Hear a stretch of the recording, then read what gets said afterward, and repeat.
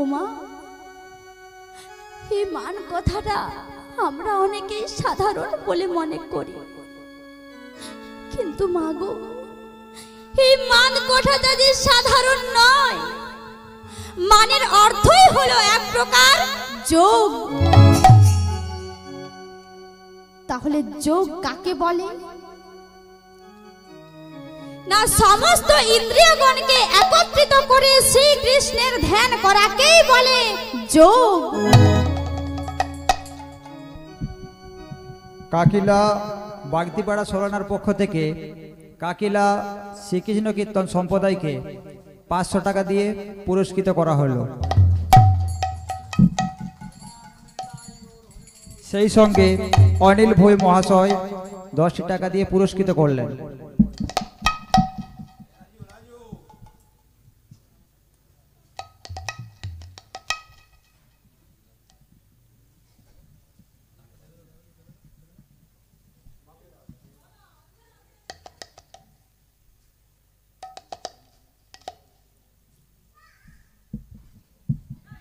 সেই সঙ্গে খোলবাদকে সন্তুষ্ট হইয়া কাকিলা নিবাসী মথুর বাগদি দুজনকে পুরস্কৃত করলেন।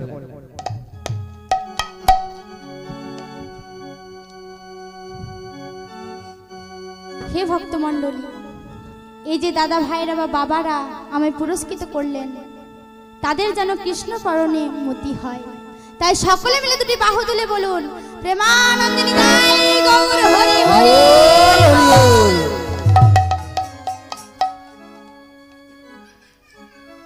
তাই তো শ্রীমতী রাধারানী আমার যোগে বসেছেন, হৃদয় মাঝে কৃষ্ণ মূর্তি অঙ্কিত করে, তারপর কৃষ্ণময়ী মহাভাবে বিভোর হয়ে সেই জ্যোতির্ময় মূর্তিখানি অন্তরে বিরাজ করছেন। তাই তো গোবিন্দের কাতর কন্দন রাধারানীর হৃদয়ে প্রবেশ করেনি, আর সেই জন্য গোবিন্দ আমার পায়ে ধরেছেন। তার কারণ, যে জ্যোতির্ময় মূর্তিখানি মহাভাবে বিভোর হয়ে হৃদয় মাঝে অঙ্কিত করেছেন, সেই মূর্তিখানি হরণ করতে না পারলে রাধারানীর আমার ব্রাহ্য জ্ঞান ফিরবে না। আর এই মূর্তিখানি যদি হরণ করতে হয়, তাহলে রাধারানীকে স্পর্শ করতে হবে, এবং যদি স্পর্শ করতে হয় তাহলে রাধারানী হলেন গোবিন্দের প্রেমের গুরু। অতএব তার পদযুগল স্পর্শ করাই শ্রেয়। তার প্রমাণ জয়দেব গোস্বামীর গীত গোবিন্দে। জয়দেব গোস্বামী একটি গীত গোবিন্দ গ্রন্থখানি রচনা করতে শুরু করলেন। সমস্ত পদ সম্পূর্ণ করে আর শেষের পদটি লিখছেন কি, সর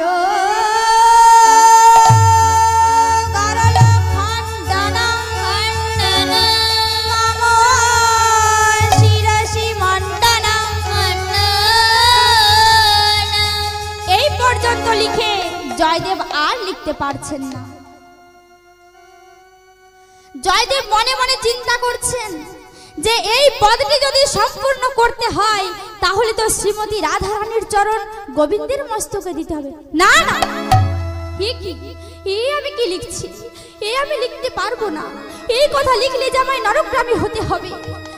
জয়দেব বহুক্ষণ চিন্তা করেও অর্ধপদ সম্পূর্ণ করতে পারলেন না।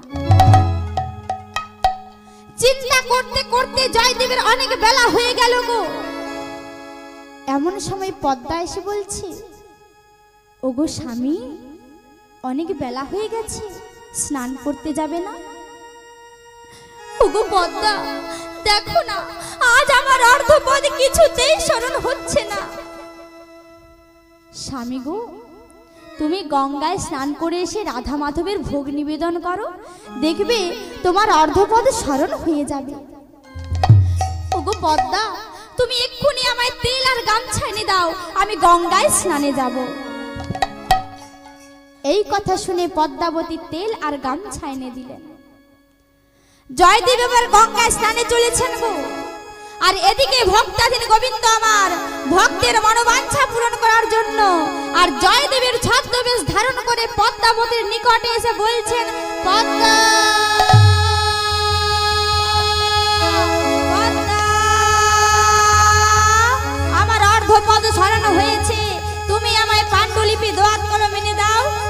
শ্লোকের অর্ধপদ পূরণ করে আর বাড়িতে স্নান করে আহার করব। সতী সাধ্বী পদ্মাবতী স্বামীর আদেশ মতো গীত গোবিন্দ গ্রন্থখানি এনে দিলেন। এবার পদ্মাবতী আহারের ব্যবস্থা করতে চলেছেন গো। এদিকে ভক্তাদিন গোবিন্দ আমার জয়দেবের অর্ধ শ্লোক পাঠ করে মনে মনে বলছে, ভক্ত জয়দেব, শ্রী রাধাই যে আমার শক্তি, তাকেই যে শ্রেষ্ঠত্ব আসনে বসানোই আমার কাজ।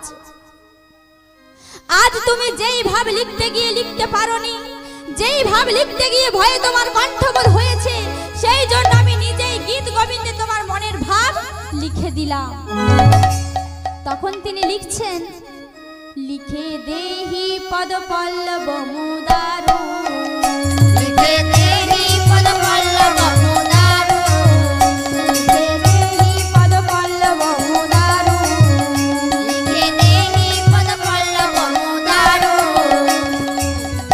এইবার ছদ্মবেশী গোবিন্দ আমার জয়দেবের অর্ধ শ্লোক পূরণ করে আর পদ্মাবতীর নিকটে এসে স্নান আহার সমাপন করে বললেন, ওগো পদ্মা, এইবার তুমি প্রসাদ পাও, আমি একটু বিশ্রাম করি। এই কথা বলে ঘরের মধ্যে চলে গেলেন। এদিকে সতী সাধ্বী পদ্মাবতী স্বামীর পাতে আহার করতে বসলেন। আর ঠিক এমন সময় আসল জয়দেব আসল স্বামী স্নান করে ফিরে এসে বাহির থেকে ডাকতে লাগলেন, পদ্মা, পদ্মা, আজ আমার জীবন ধন্য হলো, আমাকে স্নানের জন্য আর এত দূরে যেতে হবে না। মা গঙ্গা আমায় বলেছেন আমার স্নানের সময় তিনি কদম খণ্ডিত ঘাটে অবতীর্ণ হবেন। এই কথা বলতে বলতে বাড়িতে প্রবেশ করে দেখছেন পদ্মাবতী আহার করছে। এই না দেখে জয়দেব রেগে গিয়ে বলছে, ছি পদ্মা, ছি, এ আমি কি দেখছি? তুমি দিচ্ছারিণী, তুমি রাক্ষসিনী, এখনো আমার রাধা মাধবের ভোগ দেওয়া হয়নি, আমি এখন অভুক্ত, আর এই অবস্থায় তুমি কিনা আহার করতে বসেছো? ছি পদ্মা, ছি। সতী সাধ্বী স্ত্রীর কর্তব্য অবহেলা করছো। পদ্মাবতী কেঁদে কেঁদে বলছে, ওগো স্বামী, আপনি কে? আমি চিনতে পারছি না। কি আমার অপরাধ? কি অপরাধ? কি বললে? তোমার মুখের প্রসাদ হাতে প্রসাদ, আবার বলছো কি অপরাধ? প্রভু গো, আপনি আমায় নারী জাতি পেয়ে কেন আমায় প্রতারিত করছেন আমি বুঝতে পারছি না। তার কারণ আপনি কিছুক্ষণ আগে ফিরে এসে বললেন, ওগো পদ্মা, আমার অর্ধপদ স্মরণ হয়েছে, তুমি আমায় পাণ্ডুলিপি দোয়াত কলম এনে দাও। আমি আপনাকে সঙ্গে সঙ্গে এনে দিলাম। আপনি নিজের হাতে শ্লোকের অর্ধপদ পূরণ করলেন। আপনি আমায় বললেন, ওগো পদ্মা, এবার তুমি প্রসাদ পাও। আপনি পাণ্ডুলিপি খুলে দেখুন, নিজের হাতে লেখা শ্লোকের অর্ধপদ। পদ্মার কথা শুনে জয়দেব বললেন, কি বললি? আমি তোমায় পাণ্ডুলিপি আনতে বললাম? হ্যাঁ প্রভু, আপনি তো বললেন। কই দেখি তো পদ্মা, আমায় গ্রন্থখানি এনে দাও তো। এইবার পদ্মাবতী গীত গোবিন্দ গ্রন্থখানি এনে দিলেন।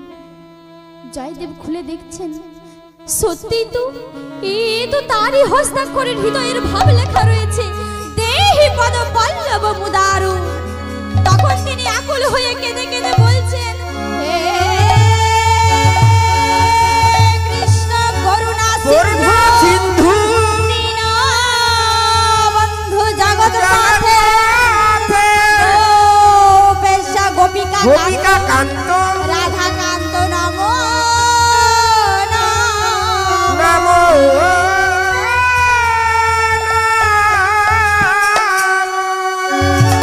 জয়দেবী কাঁদতে কাঁদতে গদ গদ কণ্ঠে বললেন, ধন্য পদ্মাবতী, তুমি ধন্য,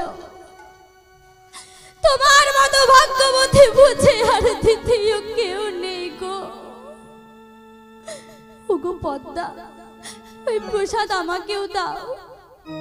না প্রভু, এই প্রসাদে যে আমি উচ্ছিষ্ট করেছি। ওগো পদ্মা, তুমি এমন করে বলো না, আমার রাধা মাধবের প্রসাদ আমাকেও দাও। এই কথা বলে জয়দেব পদ্মার পাতে উচ্ছিষ্ট খেতে লাগলেন। তাই বলি হে ভক্তগণ, এই মহাপ্রসাদ পাবার জন্য আমরা সেই পৌষ সংক্রান্তির দিন জয়দেব ধামে ছুটে যাই। কত ভক্তের আগমন হয় গো, দেশ বিদেশ থেকে ভক্তরা আসে, আর সেই সমস্ত ভক্তের মাঝে আমরা প্রসাদ পাই।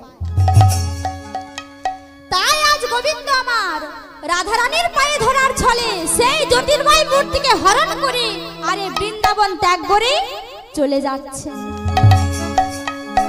আর যাওয়ার সময় বৃন্দাবনকে বলে যাচ্ছে,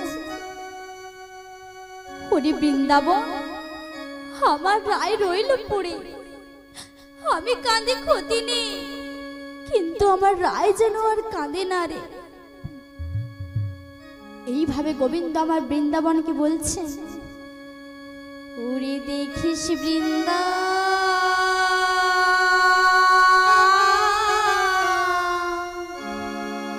বৃন্দাবন,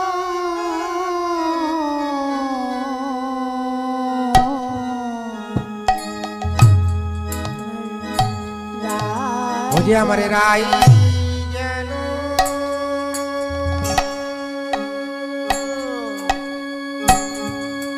ওরে কাঁদে না রে,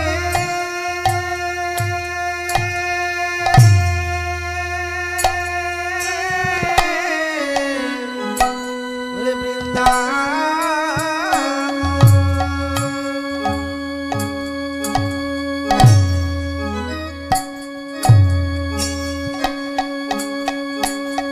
ওরে আমার রাই কাঁদে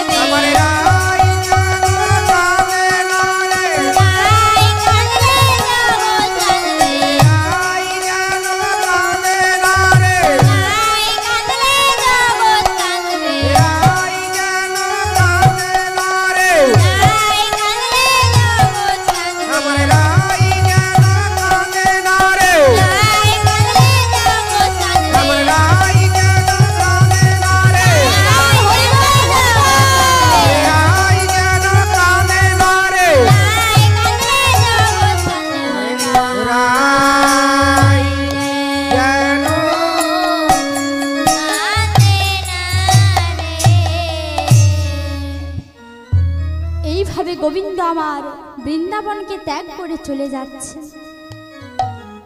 আর এদিকে সুবল সখা সেই পথ দিয়ে পেরিয়ে যাচ্ছে গো। আর এদিকে গোবিন্দ আবার রাধারানীর দুর্জয় মান ভাঙাতে না পেরে বিষণ্ণ বদনে পড়ে আছে, চূড়াবাসী ধুলায় পড়ে আছে দেখে সুবল সখা বলছে, ভাই কানাই, ভাই কানাই, তুই এখানে এইভাবে পড়ে আছিস কেন? তুই আমায় সত্য করে বল, তুই কেন ধুলায় পড়ে আছিস? আর তোর চূড়াবাসী বা কেন ধুলায় পড়ে আছে? এই যে তোর যেমন তেমন বাঁশি নয় রে কানাই, যেই বাঁশির সুরে শ্রী যমুনা উজান বয়ে, মৃত তরু আপনি মুঞ্জে, যেই বাঁশির সুরে ধেনুগণ আপনি ঘোরে, তোর সেই বাঁশি আজ কেন ধুলায় পড়ে আছে? বল বল কানাই, তুই আমায় সত্য করে বল। তখন গোবিন্দ আমার চলো চলো নয়নে কহে মন মোহন মোরে উপেক্ষিল রায়। ওরে রায় প্রতিজ্ঞা করেছে সে কালো বরণ আর হেরবে না। জানিস বল, যে শ্রীমতী রাধারানীর জন্য আমি ওই গোলক ছেড়ে এই গোকুলে এলাম, সে বলছে কালো বরণ আর হেরবো না। ওরে সুবল, আমি বলতে কিছু বাকি রাখিনি রে। আমি রাধারানীর পায়ে ধরেও সেধেছিলাম। আমি বলেছিলাম যে এই ঋণ আমি সেদিন শোধ করব যেই দিন আমি নবদ্বীপে সচি গর্ভ সিন্ধু মাঝে উদয় হব, তেজিয়া কালো বরণ করিব ধারণ তোমার অঙ্গের কান্দি, তব নাম লইয়া কাঁদিয়া কাঁদিয়া অশ্রু জলে হব শ্রান্তি। সেদিন মাথায় বাঁধিব নামা বলি, কাঁধে নেব ভিক্ষার ঝুলি। মাথায় বাঁধব নামা বলি, কাঁধে নেব ভিক্ষার ঝুলি। মাথায় বাঁধিব নামা বলি, কাঁধে নেব ভিক্ষার ঝুলি। মাথায় বাঁধিব নামা বলি, কাঁধে নেব ভিক্ষার ঝুলি। জয় রাধে শ্রী রাধে বলে বেড়াইব দারে দারে। জয় রাধে শ্রী রাধে বলে বেড়াইব দারে দারে। মাথায় বাঁধিব নামা বলি, কাঁধে নেব ভিক্ষার ঝুলি। মাথায় বাঁধব নামা বলি, কাঁধে নেব ভিক্ষার ঝুলি। এইভাবে মাথায় নামা বলি বেঁধে আর কাঁধে ভিক্ষার ঝুলি নিয়ে নদীয়ার অন্তর্গত মায়াপুরে প্রত্যেকের দাঁড়ে দাঁড়ে গিয়ে বলবো, আমায় ভিক্ষা দাও গো নাগরবাসী। আমায় ভিক্ষা দাও গো নগরবাসী। আমায় ভিক্ষা দাও গো নগরবাসী। আমায় ভিক্ষা দাও গো নগরবাসী। আমি 3 দিন আছি উপবাসী, ভিক্ষা দাও গো নগরবাসী। 3 দিন আছি উপবাসী। ভিক্ষা দাও গো নগরবাসী। এইভাবে প্রত্যেকের দাঁড়ে দাঁড়ে গিয়ে বলবো আর ভিক্ষা চাইবো। আমি হেরিলাম যে দারুণ মান, সেই মান তজিতে পারে প্রাণ। রায় আমার এমন মান কভু করে না। ওরে সুবল, তুই তো আমার মরম সখা, বল বল মান ভাঙানোর উপায় বল। ওরে সুবল রে, আমি মনে মনে একটি যুক্তি স্থির করেছি। আমি নটবর বেশে যাব না রে, আমি যাব যোগী বেশে। সুবল বলছে, ভাই কানাই, আমি কোথা বাপা ইব জোটা রুদ্রাক্ষের মালা। আমি কোথা বাপা ইব জোটা রুদ্রাক্ষের মালা। আমি কোথা বাপা ইব জোটা রুদ্রাক্ষের মালা। কোথা বাপাইব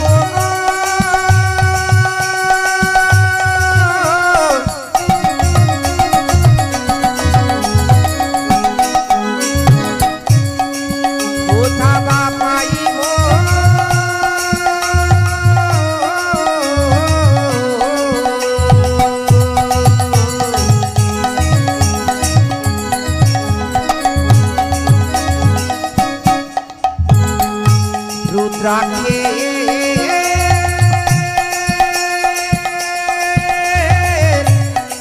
মালা আমি কোথাতে পাইব জোটা রুদ্রাক্ষের মালা কোথা পাবো দীপ্তি চর্ম বিভূতি গরলা কোথা পাবো দীপ্তি চর্ম বিভূতি গরলা কোথা পাবো দীপ্তি চর্ম বিভূতি গরলা কোথা পাবো দীপ্তি চর্ম বিভূতি গরলা কোথাতে পাইব জোটা সিংহাডম্বুরো কোথাতে পাইব জোটা সিংহাডম্বুর এই সাধনার লাগে তুমি সাধু চন্দ্রচূড় এই সাধনার লাগি তুমি সাধু চন্দ্রচূড় এই সাধনার লাগে তুমি সাধু চন্দ্রচূড় এই সাধনার লাগি তুমি সাধু চন্দ্রচূড় কোথা বা পাইব কোথা বা পাইব কোথা বা পাইব কোথা বা পাইব কোথা পাবো যোগী বেশ কোথা বা পাইব কোথা পাবো যোগী বেশ কোথা বা পাইব এইবার গোবিন্দ আবার সুবল সখাকে বিল্লদল চয়নে পাঠিয়ে দিয়ে আর যমুনার কূলে পূজার আয়োজন করছেন। গোবিন্দ আবার নয়ন দুটি মুদিত করে ধ্যান করছেন গো। আর ধ্যানে কি দেখছে জানেন না, অন্তরের মধ্যে রাধারানীর রূপ দর্শন করছেন। ধ্যান ভঙ্গ হওয়ার পর গোবিন্দ আবার যমুনার দিকে লক্ষ্য করে দেখলেন যে যমুনাতে শ্যাওলা দল ভেসে আসছে। তোমার গোবিন্দের আমার এমনই ভ্রম হয়েছে যে কোনটা শ্যাওলা দল আর কোনটা বিল্ল দল তার কোনো জ্ঞানই নেই। তাই পরমানন্দ গোবিন্দ আমার ওই শ্যাওলা দলকে বিল্ল দল মনে করে আর শ্যাওলার সহিত জল করে নিয়ে এসে শিবের ধ্যান করতে লাগলেন। আর যেই না শ্যাওলা দল নিয়ে পূজা করেছে তখন ওখানে হয়েছে কি না, কৈলাস পর্বতে অতি আনন্দেতে কৈলাস পর্বতে অতি আনন্দেতে কৈলাস পর্বতে অতি আনন্দেতে কৈলাস পর্বতে অতি আনন্দেতে শিবা শিব হরে বসি কৈলাস পর্বতে অতি আনন্দেতে শিবা শিব হরে বসি শ্রীকৃষ্ণর জানে শ্যাওলা ভূষণে দুই অঙ্গ গেল ভাসি। শ্রীকৃষ্ণর জানে শ্যাওলা ভূষণে দুই অঙ্গ গেল ভাসি বলি শ্যাওলা দলে অঙ্গ ভেসে গেল রে, বলি শ্যাওলা দলে অঙ্গ ভেসে গেল রে বলি গেল গেল অঙ্গ ভেসে গেল রে, শ্যাওলা দলে অঙ্গ ভেসে গেল রে। বলি গেল গেল অঙ্গ ভেসে গেল রে শ্যাওলা দলে অঙ্গ ভেসে গেল রে গাত্রে শ্যাওলা দল দেখে পার্বতী মা আমার বলছে, ও ভোলানাথ, বলি তোমার গায়ে এমন ভাবে কে শ্যাওলা দল দিয়েছে? আমার কি মনে হচ্ছে জানো, আমার তো মনে হচ্ছে সেও তোমার মতো ভোলা। সে কি পূজার বিধান কিছুই জানে না, কোনটা শ্যাওলা দল আর কোনটা বিল্ল দল তার কোনো জ্ঞানই নেই।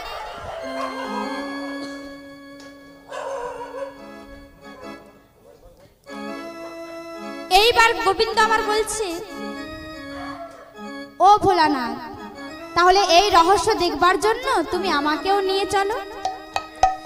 এইবার শঙ্কর আর শঙ্করী বৃষারোহণ পূর্বক বৃন্দাবনে এসে হাজির হলেন। এসে দেখছেন গোবিন্দ আমার বড় জোরে শিবের ধ্যান করছে। পার্বতী মা আমার বলছে, হে গোবিন্দ, এত বড় লাজের কথা শুনে আমার মনে ঘৃণা হয়। পুরুষ ব্যস্ত হয় কামিনীর প্রতি, আর কামিনীর কান্ত বিনে নাহি অন্য গতি। এর জন্য তোমাকে চিন্তা করতে হবে না, আমি একটি উপায় বলে দিচ্ছি, শোনো। তুমি গোপনে গোপনে যাও। ও পার্বতী, আমি গোপনে গোপনে যেয়ে কি করব? কেন? তার পায়ে ধরবে। পার্বতী, এতে গোপনের কি আছে? আমি তো লোক সমাজের মাঝেই পায়ে ধরেছিলাম। আমি যখন পায়ে ধরেছিলাম সে কি করেছিল জানো? কি করেছিল? পাটা সরিয়ে নিল। আমি তখন গড়িয়ে গিয়ে জড়িয়ে ধরলাম আমায় ক্ষমা করো বলে। সে কি বলেছিল জানো? কি বলেছিল? যাও হে কেশব, যাও হে মাধব, কালো বরণ আর হেরব না। পার্বতী মা আমার বলছে, হে গোবিন্দ, তুমি যে বললে রাধারানী মান করেছে, কই, সে তো মান করেনি, সে তোমায় রীতিমতো অপমান করেছে। তাই বলি, তার মান ভাঙানোর জন্য তুমি যোগীর বেশ কেন ধারণ করবে? আমার কি মনে হয় জানো? আমার তো মনে হয় তুমি যত নারীর গৌরব বাড়ালে। বলছে, ও পার্বতী, তুমি দেখছি পরের কথা নিয়ে বেশি ভাবছো, একবার নিজের কথা ভেবে দেখেছো? যেদিন তুমি সামান্য সংখ্যার জন্য পিতক গৃহে গমন করেছিলে, সেই দিন ভোলানাথ শাখারি সেজে তোমার কাছে গিয়েছিল। তোমাকে ভয় দেখাবার জন্য ভোলানাথ শার্দুল সিংহ সেজে পথে দাঁড়িয়েছিল, কিন্তু সেদিন তুমি ভয় না করে কি করেছিলে না, তার উপরে আরোহণ করেছে। পার্বতী, এমনই তোমার রাগ। সেদিন তুমি বাঘ মাননি, তাছাড়া আর একদিন, যেদিন রসনা বিকট বদনা ভয়ভীত হইয়া পড়িল চরণ তলে, তুমি এমনই বাঘিনী হয়ে বিবসনী দাঁড়াইলে ঋষি পদে।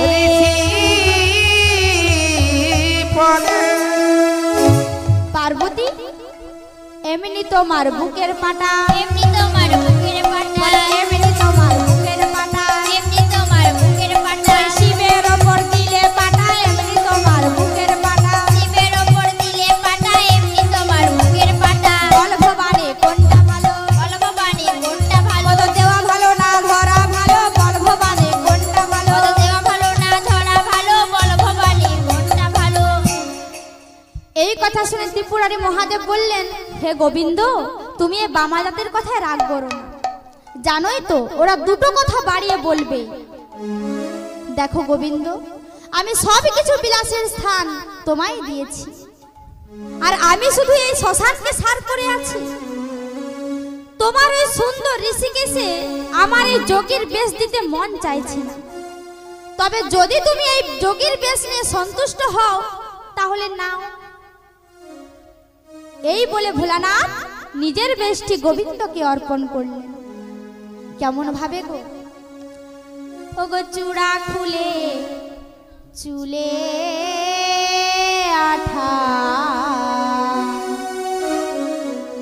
যতনে মাখালো, ও চূড়া খুলে চুলে আঠা যতনে মাখালো, চুলে আঠা যতনে মাখালো,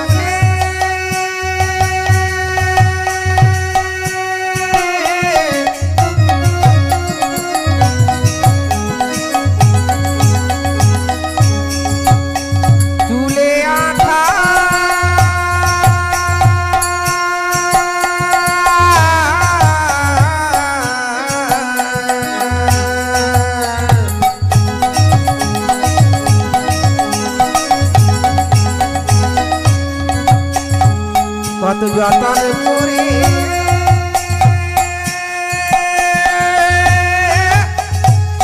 মাখালো রে, চূড়া খুলে চুলে আঠা যতনে মাখালো, মনোহর পাগ দিয়া জোটা যে বাঁধিল, মনোহর পাগ দিয়া জোটা যে বাঁধিল, মনোহর পাগ দিয়া জোটা যে বাঁধিল, মনোহর পাগ দিয়া জোটা যে বাঁধিল, রক্ত চন্দন দিয়া তিলক কপালে, রক্ত চন্দন দিয়া তিলক কপালে, রক্ত চন্দন দিয়া তিলক কপালে, রক্ত চন্দন দিয়া তিলক কপালে, মনোহর পাগ দিয়ে যোগী সাজাইল, মনোহর পাগ দিয়ে যোগী সাজাইল, মনোহর পাগ দিয়ে জোটা যে বাঁধিল, মনোহর পাগ দিয়ে জোটা যে বাঁধিল, জোটা যে বাঁধিল, জোটা যে বাঁধিল, জোটা যে বাঁধিল, জোটা যে বাঁধিল, মনোহর পাগ দিয়া জোটা যে বাঁধিল।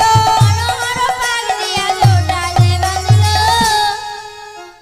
এইবার গোবিন্দ আমার যোগী সেজে মনে মনে চিন্তা করছেন, ব্রহ্ম স্বরূপ যোগীকে একহিক যাবটে করত প্রয়াস, করো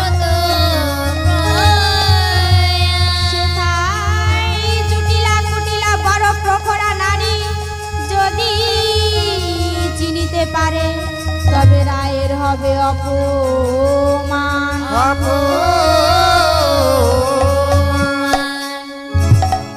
না না না, সেখানে আমি যাব না। যেতে হলে আগে আমি আমার মায়ের কাছে যাব। আমার মা যদি আমাকে চিনতে না পারে তাহলে বিশ্ব ব্রহ্মাণ্ডে কেউ আমাকে চিনতে পারবে না। তো এই কথা বলে গোবিন্দ আমার বৃন্দাবনের পথে পথে ঘুরে বেড়াচ্ছে। আর তাকে দেখে যত ব্রজের শিশুগণ ছিল তার পিছনে পিছনে চলে যাচ্ছে। এইবার যোগীবর মা যশোমতীর দ্বারে এসে বলছেন, ভবতী ভিক্ষাং দেহি মাগো, কে বাড়িতে আছো? আমায় ভিক্ষা দিয়ে যাও। কিন্তু যোগীবরের ডাক মায়ের কর্ণে প্রবেশ করলো না। প্রবেশ করবে কেমন করে গো? মা তো আমার শ্রীকৃষ্ণের জন্য বাড়ির ভেতরে নবনিমন্থন করছিলেন। এমন সময় একজন ব্রজগোপী এসে বলছে, ও মা, মা, তোমার দ্বারে একজন যোগী এসেছে, তাকে ভিক্ষা দিয়ে এসো মা। এই কথা শুনে যশোমতী বাহিরে বেরিয়ে এসে চমকে উঠলেন। গোপাল, ওরে গোপাল, তোকে কে যোগী সাজিয়েছে? বল বাবা বল, তোকে এমন ভাবে কে যোগী সাজিয়েছে? গোবিন্দ আমার মনে মনে ভাবছে, এই রে, মা কি তাহলে আমায় চিনতে পেরে গেছে? তাহলে আমার আর জাপটে যাওয়া হলো না। দেখি কোনো মায়া করে যদি মায়ের মন বদলাতে পারি কিনা। তাই বলি, হে ভক্তগণ, মায়াধারী গোবিন্দ আমার মায়া বিস্তার করলেন। আর সেই মায়াতে মায়ের মনটাও পাল্টে দিলেন। বলছে, না না না, এ আমার গোপাল কেন হবে?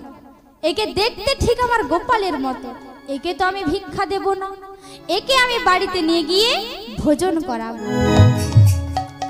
তো এই কথা বলে মা করছে কি না, বাড়ির ভেতরে নিয়ে গিয়ে আর রত্নপিড়িতে বসতে দিয়ে, কৃষ্ণের লাগিয়া নবনী মাখিয়া, কৃষ্ণের লাগিয়া নবনী মাখিয়া, কৃষ্ণের লাগিয়া নবনী মাখিয়া, কৃষ্ণের লাগিয়া নবনী মাখিয়া, রেখেছিল নন্দ রানী,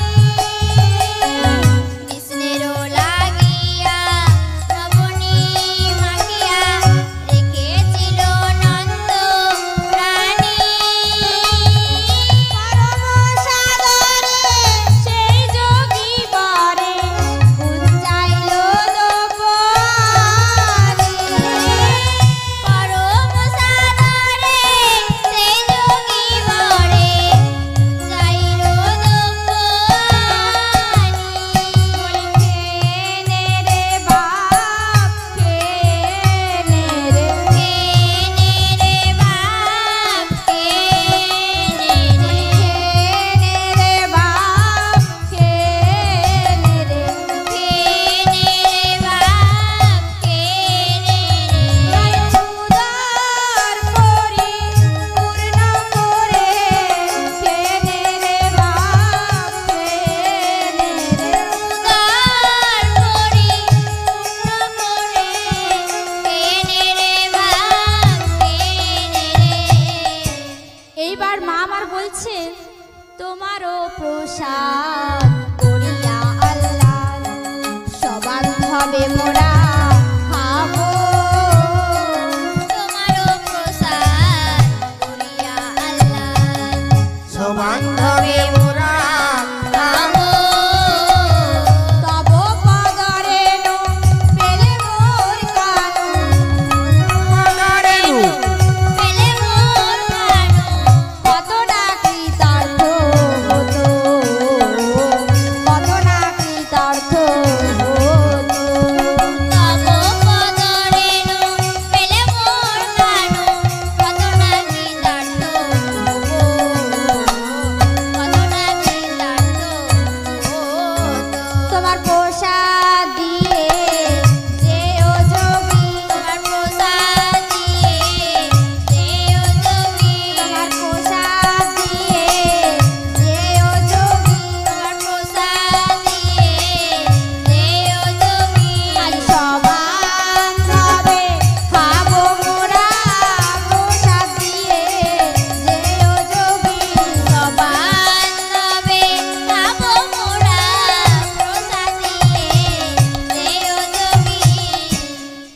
নিজের প্রসাদ রেখো বাবা, আমরা সকলেই তোমার প্রসাদ পাবো।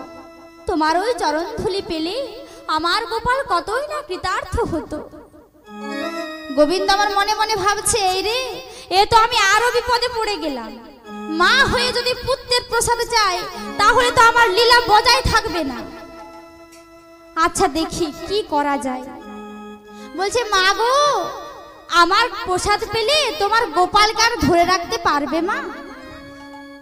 কোনোদিনই পারবে না, সে আমার মতোই চলে যাবে। যশোমতী মা আমার মনে মনে ভাবছে, ভাগ্যে আমি এই কথা গোপনে রাখিনি, তাহলে তো প্রসাদ পেতাম। কি জানে যোগীর প্রসাদের এমন গুণ। তাই মা আমার তাড়াতাড়ি করে যোগীবরকে বিদায় দিয়ে ভাবছে, যদি আমার দুরন্ত বালক এসে পড়ে তাহলে তো প্রসাদ ঘটবে। তাই মা আমার কি করলো জানেন না, যেই কৃষ্ণ প্রসাদ সুরেশ দীনেশ গণেশ বাসনা করে সেই কৃষ্ণ প্রসাদ মা আমার যমুনায় ফেলে দিলেন। আর শ্রী যমুনা সেই কৃষ্ণ প্রসাদ দু হাতে তুলে নিয়ে বলছে, আহা, মা আমার কি পরম দয়ালু, দয়া করে আমায় কৃষ্ণ প্রসাদ দিচ্ছে। তাই মা আমার, তাই শ্রী যমুনা আজ উজানে চলেছে, উজানে চলেছে, উজানে চলেছে, উজানে চলেছে, মনেরই আনন্দেতে উজানে চলেছে। মনেরই আনন্দেতে উজানে চলেছে। এইবার যোগীবর জুটিলা মন্দিরে গিয়ে বলছে, ভবতী ভিক্ষাং দেহি মা গো, কে বাড়িতে আছো, আমায় ভিক্ষা দিয়ে যাও। এই কথা শুনে কুটিলা ভিক্ষা নিয়ে বেরিয়ে এলো। বলছে, না না না, আমি তোমার হাতে ভিক্ষা নেব না, বাড়িতে যদি অন্য কেউ থাকে তাকে ভিক্ষা আনতে বলো। আমি মনে মনে একটি প্রতিজ্ঞা করেছি যে আমি সতীর করেতে ভিক্ষা নেব, তাহাতে আমি 3 দিন উপবাসে আছি, আরো 3 দিন রব, তবু আমি অসতীর হাতে ভিক্ষা নেব না। এই কথা শুনে কুটিলা তেলে বেগুনে জ্বলে উঠলেন। কি বললে? তাহলে কি আমি অসতী? আরে না না না, আমি তোমায় ঠিক অসতী বলছি। তবে নন্দের নন্দন যখন ব্যতিগ্রস্ত হয়েছিল, তুমি কি ছিদ্রকুম্ভে বাড়ি আনতে পেরেছিলে না? তোমাদের পুত্রবধূ রাধারানী এনেছিল? ও যোগীবর, জানো আমাদের বধূনা যোগ মন্ত্র জানে গো, নইলে কি ছিদ্রকুম্ভে জল আনা যায়? বলছে, আচ্ছা বেশ, বাড়িতে যদি অন্য কেউ থাকে তাকে ভিক্ষা আনতে বল। এইবার কুটিলা জুটিলার কাছে, অর্থাৎ মায়ের কাছে গিয়ে বলছে, ও মা, একবার গিয়ে দেখবে চলো, আমাদের দ্বারে একজন যোগী এসেছে, তাকে দর্শন করলে জন্মটাই সফল হয়ে যাবে। এই কথা শুনে জুটিলা বাহিরে বেরিয়ে এসে বলছে, বল রে যোগীবর, কোথায় রে তোর ঘর, কে বা তোর মাতা পিতা?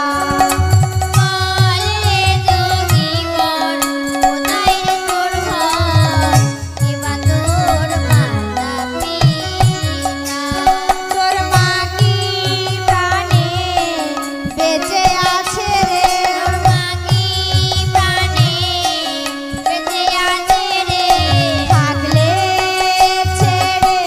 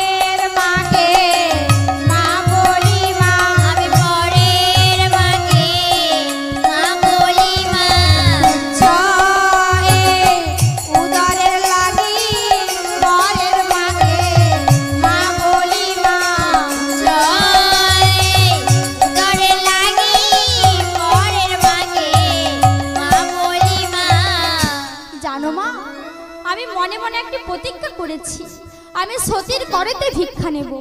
শুনেছি তোমাদের বধূ নাকি সতী নারী, তাকে পাঠাইয়া যোগীবরের বাঞ্ছা পূরণ করো মা।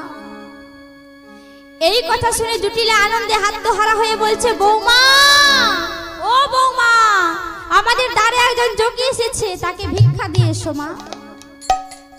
রাধারানী আমার বলছে, না মা, আমি যাব না। সেই তেতা যুগে যেমন রাবণ যোগী সেজে সীতা দেবীকে হরণ করে নিয়ে গিয়েছিল, সেরকম যদি আমাকেও নিয়ে যায়। আরে না না, তুমি ভয় পেও না, তুমি যদি একা যাবে না তাহলে কাউকে সঙ্গে নিয়ে যাও। রাধারানী আমার বলছে, মা গো, তুমি আমার প্রিয় সখী ললিতাকে ডেকে দাও। এইবার জুটিলা ললিতাকে রাধারানীর কাছে নিয়ে এলেন। ললিতা এসে বলছে, ওগো রায়, বড় অসময় হয়েছে, এসেছে তো রসময়, একবার চ রায়, তুই একবার চ। এইবার ক্ষীর সর নবনী বিবিধ উপচার নিয়ে রাধারানী আমার যোগীবরের সামনে এলেন। রাধারানীর দু নয়নে শতধারা বইছে গো। ললিতা কাদা বদন দর্শন করে বলছে, কি রায়, এ তো তোর উমাধব। না রে, উমাধব নয়, মম মাধব, ধবলি চড়ায়। রাধে, তোর মাধব বলে তুই চিল্লি কি করে? কেন, গন্ধ হইল যে? একবার চেয়ে দেখ সখী, উহার সর্বাঙ্গ গেছে ছামা, কেবল মাত্র পড়ে আছে তার নয়ন দুটি বাঁকা।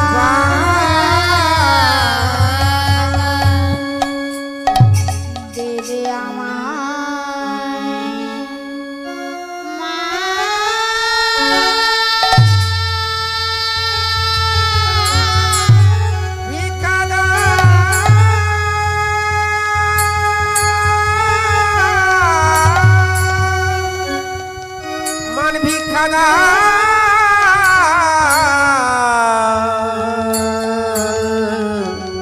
দিদি আমার মান ভিখারা।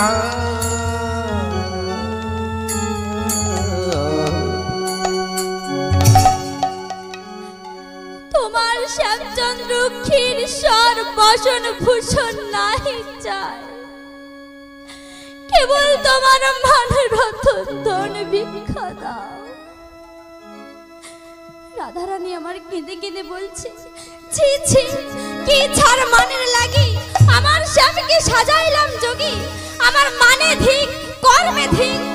এইভাবে গোবিন্দের সাথে রাধারানীর কথোপকথন হচ্ছে। জুটিলা বলছে, ও বৌমা, তোমার এত বিলম্ব হচ্ছে কেন? গোবিন্দ আমার বলছে, বিলম্ব নয় মা, ইহ এক অঙ্ক বঙ্কই নিঃশঙ্ক, ইথে গণে ভয় পরমার। মাগো, তোমার বৌমার হাতে একটি চিহ্ন আঁকা বাঁকা রয়েছে, এটি যে ওর প্রতিষ্ঠানে দোষ রয়েছে মা।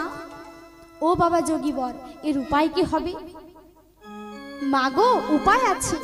একজন শিব মন্ত্র জানা ব্রাহ্মণ প্রয়োজন, আর একটি নির্জন মন্দির প্রয়োজন।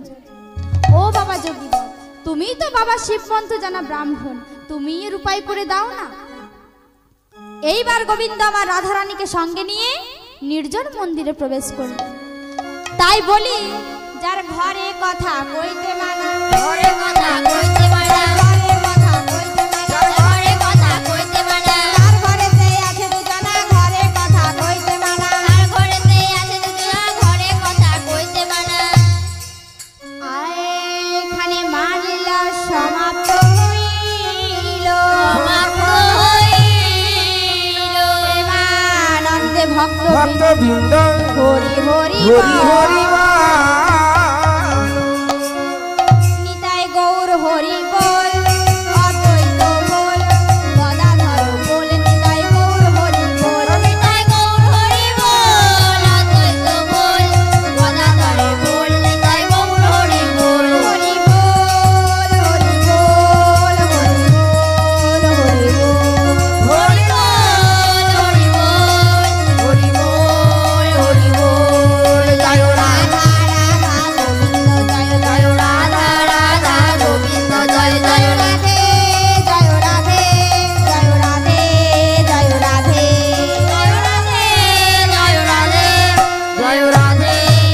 জয় রাম